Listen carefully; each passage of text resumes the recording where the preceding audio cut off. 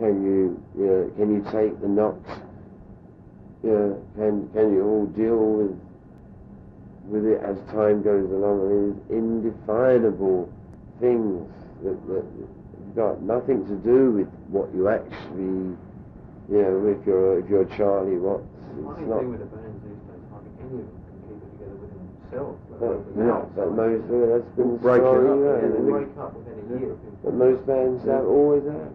I mean, it's very rare to find guys that can actually stick together, actually like each other, and even if they don't like to be able to live, be able to accept each other and understand, and have the talent of understanding what they actually mean in relation to, I mean, it's one thing to be this side of the fence and make the records and be the band and be on stage, but to be able to also relate to what it means to the other side of the stage, to the front row and the 20th row, to the record buyers, to the pub as a whole, and to be able to assess fairly accurately what you are doing and what it means to the audience, and to be able to understand that and be able to deal with that.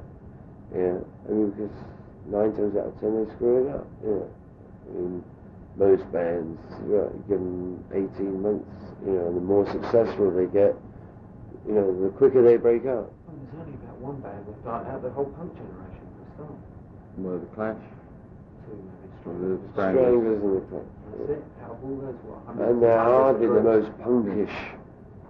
I mean, they're the least punkish bands out of the whole lot, right? I mean, compared to the Sex Pistols, if that's your definition of punk, snotty little, pukey little, that's a punk, right? I never understood anybody willing to take that particular label on themselves and be proud of it. Punk's a punk, No, it means to an end, right? Yeah, sure. I mean, the thing, the phrase that still hangs on is new wave, which came out at the same time. I mean, but people still use it now. It's like that was for the more wimpy ones, really, wasn't it? New wave was advanced in the In a way, maybe it's more valid because I mean, each wave that comes in, I mean, it doesn't mean anything. I mean, all those terms are into music business terms, ways that business can define and pigeonhole. That's why you have, I mean, it started off in America, right, with your country charts, R&B chart, your pop chart, and then it got broke to your top 40, and then it got middle of the road, and then it got, and then it got, now it's video, now it's sort of new wave, but I mean, all those terms are actually trade terms that make it easier for the business to break down their own areas of business. I mean, they don't really mean anything to Joe Bloggs out there, and they don't mean anything to me. I mean, new wave, what do you mean new wave? It's fine, I've been my next album, that's new fucking wave, baby, because it's the last thing I've done that's going to hit the shore, I mean, take it or leave it. But I mean, it doesn't. Those terms mean nothing. I mean, they're just convenient delineations for for the business to be able to judge their audiences. In this 15 to 25 age group. And I mean, then they get taken over. Certain phrases because they have a snappy sound to them, get taken over by everybody. But, I mean, this rock, we used to laugh at it back in the 60s, folk rock, this jazz rock, this rock, and that rock, and that rock, What's Positive Punk is the latest one, isn't it? There's a sort of load of new bands, like the Sex Gang Children and all that. A lot of heavy metal about now, right? Still, it's still going. Waned a bit now, actually, in the last 6 months. There was supposed to be a new wave of heavy metal. It's already on. Anyway, that metal boom was sort of Yeah. blown again, isn't it, already, funnily enough. Yeah, I mean, you've still got your old ones like AC/DC, you know. Bands like Motorhead and that swing sort of drastically. I don't really. Yeah, we talk about old bands like AC/DC. To me, they're brand new. It's funny, you know, I've just been around so long, you know. I mean, heavy metal to me is Led Zeppelin. Yeah. Yeah, I mean, you know, Swan Song, Peter Grant. No, I just think those bands, though, the ones that have even sort of emerged in '73 or something, 10 years ago, that they reached their creative peaks, and now they've got really sort of dull and boring and trying too hard. The Stones never seem to do that. You know, it just always seems to sort of just be sort of fresh and exploring new stuff. You know, that's why I think that's why so many people still want to go and see the Stones. You know, because they haven't got into that old sort of I've problems, like, especially for musicians. They first off, I mean, nobody becomes a musician.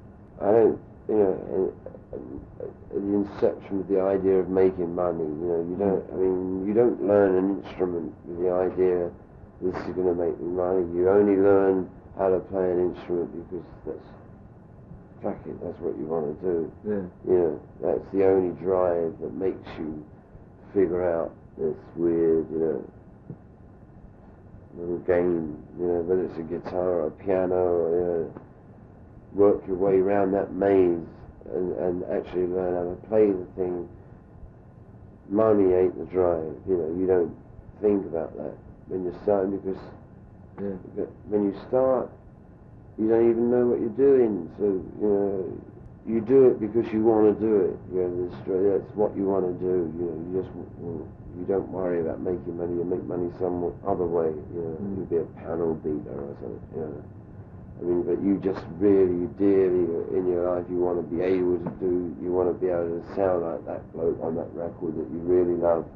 Yeah. You know, you want to learn how to play that. And no musician ever starts off with the idea that, you know, to learn an instrument to make money.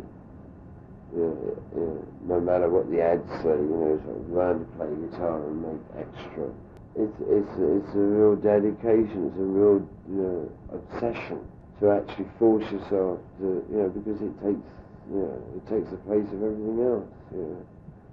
Yeah, and sometimes there's an excuse, you know, right, you're a shy boy, you know, shit, I'd rather sit there and play guitar and learn how to play guitar than go out and make a fool of myself pulling chicks, yeah.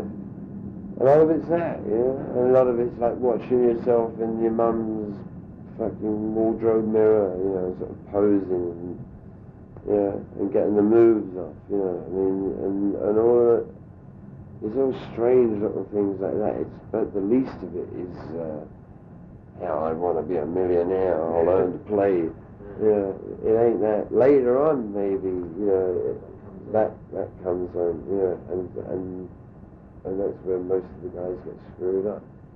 Because like the Stones are probably responsible for like thousands of bands. You know, then people heard you, and I mean, people still copy the way that you look. You know, you know, I mean.